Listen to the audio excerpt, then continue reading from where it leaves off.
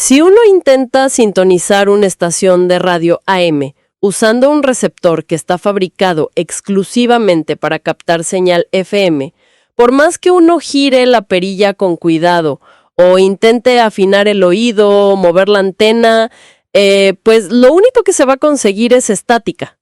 Puro ruido blanco. Exacto, ruido y una frustración inmensa, honestamente. Es literalmente intentar comunicarse en frecuencias completamente distintas. Y fíjate que es una imagen perfecta para describir esa desesperación que surge cuando dos partes están usando el mismo idioma, pronunciando las mismas palabras, pero habitando realidades psicológicas y existenciales totalmente diferentes. O sea, no hay punto de encuentro. Claro, simplemente no lo hay, porque el hardware mental de cada uno está procesando algo distinto. Y esa estática pura, ese choque de frecuencias, es exactamente lo que ocurre al sumergirse en los textos históricos que vamos a explorar en esta inmersión profunda de hoy. Así es. Tenemos a las mentes más brillantes de su época frente a frente con Jesús en el capítulo 8 del Evangelio de Juan y literalmente no logran entender ni una sola palabra de lo que les está intentando comunicar. Es un diálogo de sordos fascinante. Totalmente. Y nuestra misión principal en esta conversación, para organizar todo este material tan denso, es extraer y hacer un resumen de cada uno de los puntos expresados en las fuentes de estudio, desde esa barrera de comunicación hasta aplicaciones súper prácticas sobre la moralidad humana. Y para hacer eso, vamos a aplicar lo que los académicos llaman un análisis exegético, que, suena a un término muy complejo, pero en realidad significa algo muy sencillo. Ok, vamos a desempacar esto. ¿Qué significa exactamente? Pues significa raspar la pintura superficial para extraer el significado original que el autor quería transmitir, en lugar de, digamos, inventarnos significados modernos y acomodarlos a la fuerza. Claro, no imponer nuestra visión del siglo XXI al texto. Exacto. Es ir a la raíz del texto original y cruzarlo con otras cartas históricas de la época. Y al hacer ese raspado, empiezan a aparecer verdaderos diamantes que resultan ser increíblemente aplicables a la psicología y a la sociedad actual. Sin duda. Así que para resumir el primer punto de nuestro texto, debemos empezar justo donde arranca la fuente. Un choque monumental de dos mundos. Todo empieza con una frase de Jesús que parece inofensiva. Él les dice, a donde yo voy, vosotros no podéis ir. Y ante esa frase, la reacción de los fariseos, que recordemos eran los líderes religiosos e intelectuales de la época, es de una visión sumamente terrenal. Asumen escenarios extremos. Casi absurdos, diría yo. Totalmente. Empiezan a preguntarse entre ellos si es que este hombre se va a suicidar. O especulan si se va a ir a enseñar a los griegos en otras regiones. O sea, su mente no logra procesar absolutamente nada más allá de la geografía o la política de su época. Exactamente.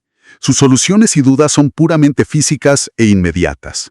Y ahí es donde Jesús deja caer una afirmación que explica toda esta estática de nuestra radio AM y FM. Él los mira y aclara el problema fundamental diciendo, vosotros sois de abajo, yo soy de arriba. Esa frase es clave. Y la fuente conecta esto de una forma maravillosa con un pasaje de la carta a los Filipenses, el capítulo 3, versículo 20, donde se habla de tener la ciudadanía en los cielos. Y esa palabra lo cambia todo. Me voló la cabeza, la verdad, porque la palabra ciudadanía cambia por completo la perspectiva sobre cómo opera un individuo en su día a día. Es que lo fascinante aquí es cómo esta ciudadanía determina de qué se alimenta el alma humana. Si tu ciudadanía es de abajo, tu dieta mental y emocional es lo inmediato. Te alimentas del pánico de las noticias, de la ansiedad por el estatus social. De la supervivencia, pura y dura. Tal cual.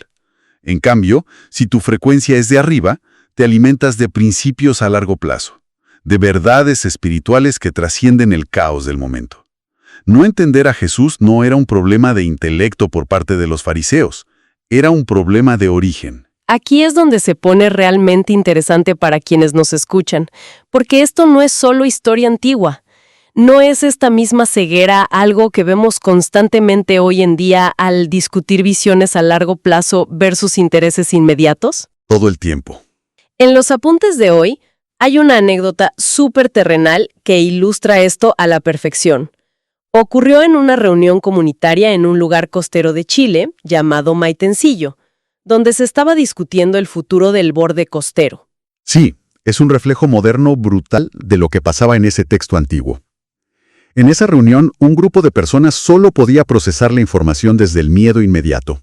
Su única preocupación era, me van a expropiar mi propiedad mañana.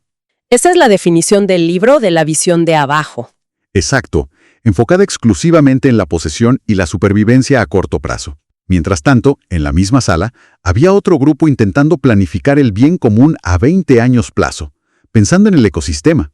Esa sería la visión de arriba. Y claro, no se entendieron en absoluto. Se frustraron mutuamente porque operaban en sistemas operativos distintos. Es literalmente hablar otro idioma. Es la misma desconexión de frecuencias. Ahora, pasando al segundo punto crítico a resumir en este análisis. Si estás intentando hablar con alguien y te das cuenta de que transmiten una frecuencia incomprensible, lo primero que haces es decirle, a ver, ¿y tú quién te crees que eres? Que fue la pregunta lógica que le lanzaron los fariseos. Palabra por palabra. Y la respuesta a esa pregunta desata una controversia enorme sobre la divinidad de Jesús. Cuando lo acorralan, su respuesta se basa en el uso repetitivo y deliberado de la frase «yo soy». Para un lector moderno, yo soy es un pronombre y un verbo nada más. Claro, algo súper cotidiano. Pero en el texto original, hablado ante oídos entrenados en la tradición hebrea, decir yo soy, así es una alusión directa y explosiva a la zarza ardiente en el libro de Éxodo. Es el momento donde Dios se revela a Moisés diciendo yo soy el que soy. A ver, pausa aquí, porque siento que es fácil caer en trampas interpretativas. Decir yo soy podría ser solo una forma de hablar. ¿Qué significa todo esto realmente? Si para los fariseos era tan evidente que se declaraba a Dios, ¿por qué la narrativa histórica secular a veces intenta suavizar esto diciendo que él solo se consideraba un buen maestro? Es un escepticismo muy común hoy en día, incluso en debates con apologistas de otras religiones. Pero ese argumento secular se cae a pedazos cuando analizamos la reacción de la audiencia en ese preciso momento. La causalidad histórica. Exacto. Los fariseos entendían los matices del hebreo a la perfección. La reacción de ellos fue violenta. Inmediatamente quisieron matarlo apedreado por blasfemia. En su código legal, nadie levanta piedras para asesinar a un hombre solo porque dijo ser un buen maestro. Lo hicieron porque entendieron perfectamente la afirmación de igualdad con el Padre. Sin lugar a dudas. Es como si alguien gritara fuego en un teatro cerrado. No te pones a analizar la fonética de la palabra, simplemente miras a la gente corriendo hacia las salidas para entender el peso real de lo que se dijo. Y hay algo más. La fuente subraya la teología de la repetición que usa Jesús. Es machacar verdades. Repetía estas afirmaciones para que la idea penetrara. Pero lo que cortocircuitaba la mente de ellos era la paradoja, ¿no? Reclamaba igualdad divina con el yo soy, pero a la vez afirmaba que nunca hace nada por sí mismo, sino solo lo que el Padre le enseña. Esa combinación de máxima autoridad y máxima sumisión es algo que la visión de abajo simplemente no puede procesar. Ok, entonces establece su identidad de una forma innegable. Y una vez hecho esto, anuncia cómo va a culminar su misión. Y aquí llegamos al tercer punto de nuestro resumen, que es una inmersión profunda en una conexión con el Antiguo Testamento que francamente me resulta bastante extraña. ¿Te refieres a cuando menciona lo de ser levantado? Sí, él dice, cuando hayáis levantado al Hijo del Hombre. Y la fuente conecta esto con el capítulo 3 de Juan y con Números 21. Es la historia de los israelitas en el desierto siendo mordidos por serpientes venenosas. Que en la simbología antigua, la serpiente y el veneno representan el pecado y la muerte inminente. Pero la cura que se les da es construir una serpiente de bronce, ponerla en un asta elevada y cualquiera que la mire vivirá. ¿Ok?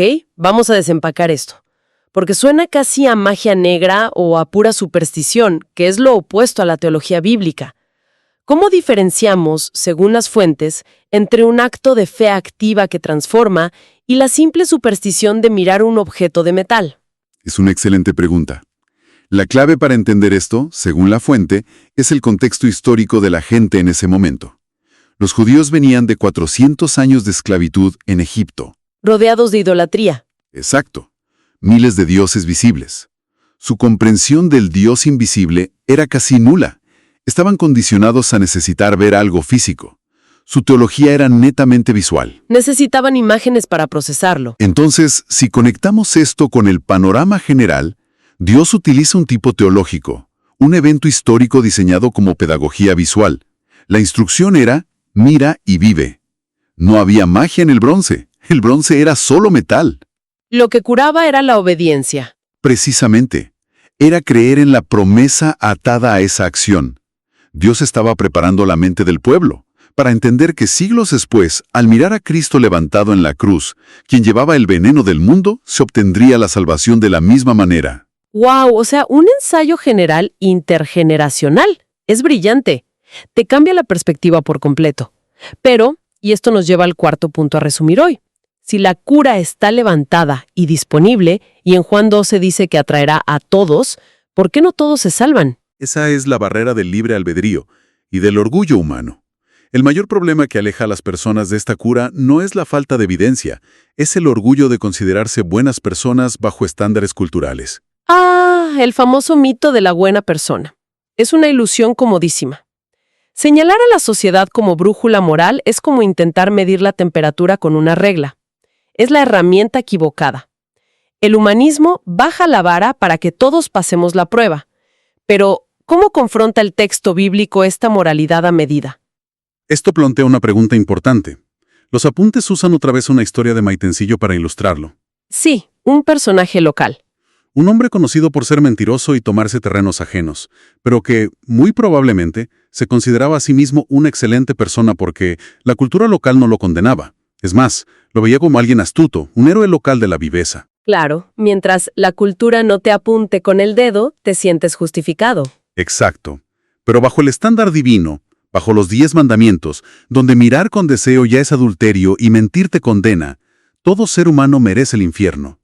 La regla cultural es defectuosa. Es un golpe al ego humano. Lo es. La gracia solo funciona cuando hay un reconocimiento real de la propia maldad. Dios no elige a los cristianos porque sean moralmente superiores, sino porque fueron los que admitieron tener el veneno y necesitar el perdón. Lo que nos lleva al quinto y último punto de nuestro resumen de hoy. La mecánica diaria. Digamos que alguien acepta esta realidad, decide vivir con una visión de arriba. Pero aún tiene que caminar por la tierra de abajo, lidiar con el tráfico, ir a trabajar. ¿Cómo se mantiene uno en esa frecuencia? Para eso, la fuente aborda la afirmación de Jesús de que siempre hace lo que agrada al Padre, y lo contrasta con la experiencia humana usando la metáfora de lavarse los pies. Esa analogía me encanta. Es muy poderosa. Los creyentes ya están bañados, ya están salvados, pero al caminar por este mundo sus pies se ensucian irremediablemente. Te ensucias con enojos, mentiras blancas, errores. Es literalmente como salir impecable de la ducha, oler a limpio y de repente pisar un charco de barro en el jardín. O sea, no necesitas ducharte de nuevo de pies a cabeza. Tu identidad está limpia. Solo necesitas lavarte los pies. Tal cual, y se hace referencia a la primera carta de Juan, capítulo 1, versículos 6 al 9. Decir que no tenemos pecado o que no nos ensuciamos al caminar es engañarnos a nosotros mismos. Pero confesar esos pies sucios diariamente a Dios nos limpia de toda maldad y restaura la comunión. Este lavado regular es fundamental para no perder la perspectiva celestial mientras operamos en la realidad terrenal. La clave es la honestidad radical. No se espera perfección absoluta, sino transparencia absoluta sobre las imperfecciones. Esa es la mecánica diaria del perdón. Bueno, ha sido un recorrido enérgico e intenso por los puntos resumidos hoy. Hemos visto el choque de frecuencias entre el mundo y el cielo, la audaz exclamación del yo soy, esta pedagogía visual de la serpiente en el desierto, la trampa de la regla cultural y finalmente la humilde práctica de lavarnos los pies a diario. Un análisis exegético que desarma la psique humana por completo. Totalmente. Y por eso mismo, para cerrar, quiero invitar a quienes nos escuchan a reflexionar sobre un pequeño detalle al final de la fuente. Después de toda esta tensa discusión, después de lanzar acusaciones de ceguera y hablar de pecado a los líderes más respetados, Juan 8:30 simplemente anota una cosa. Mientras él decía estas cosas, muchos creyeron en él. Lo cual, desde una perspectiva de marketing moderno, no tiene ningún sentido. Ninguno. Y esa es la pregunta abierta que dejamos para meditar. En un mundo lleno de oposición ruidosa y de mensajes superficiales diseñados para masajear nuestro ego, ¿Qué tiene la verdad pura, sin filtros y confrontacional, que de manera silenciosa termina atrayendo irresistiblemente al corazón humano a creer? Quizás, cuando escuchamos la frecuencia correcta, la estática deja de importar. Nos escuchamos en el próximo análisis.